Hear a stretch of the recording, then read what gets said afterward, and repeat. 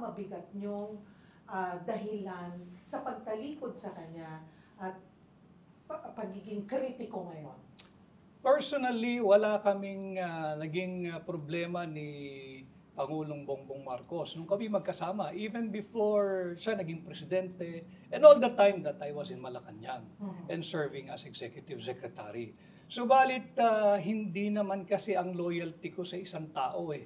I campaigned very, very hard at lahat ng aking lakas at nalalaman patungkol sa isang matiwasay na kampanya dahil naniwala ako na magsisilbi kami ng tapat sa sambayan ng Pilipino.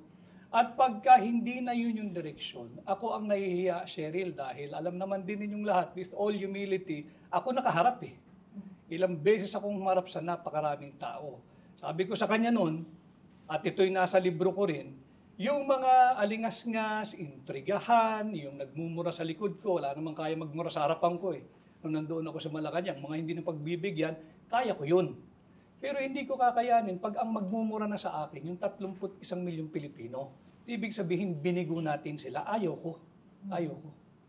So kayo ba ay ang sinasabi kasi tinanggal o napilitang nag-resign or talagang nag-resign? Nag-resign ako, Cheryl, because from Executive Secretary, merong akong appointment as the Presidential Chief of Staff. At prior to my appointment as Presidential Chief of Staff, ay napirmahan yung Administrative Order No. 1. Yan ay officially released sa Malacanang Records Office. At yan ay nandiyan yan, naka-record yan. Kaya lang, wala nang dahilan na magtagal pa roon dahil hindi naman magbabago na yung direksyon tinatahak nila eh. Dahil nakialam na nga, yung lagi ko sinasabi na gustong maging Pangulo, wala namang mandato kahit isang boto. Ayoko yun. At sino yan? Iisa lang ang Pangulo. Marami doon, madami doon.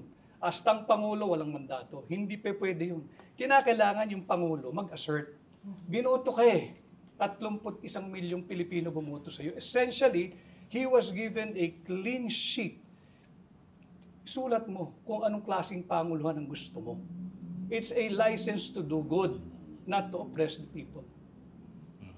Sir, but by that, are you implying na hindi siya nagsisilbing tapat? I'm referring, of course, to the President. Kasi ito pong sabi niya, I think the other day, ang sabi niya about you, if he believes in what he is saying, why did he work for me? I did not work for him, Ed. I've helped him. Iba yung nagtrabaho ka sa isang tao, may sahod yun, Ed. Wala akong kinuhang pera sa kanila. And all the time that I was Executive Secretary, this you ought to know, wala ako sinahod, ni isang sentimo. You can check COA, you can check Malacanang.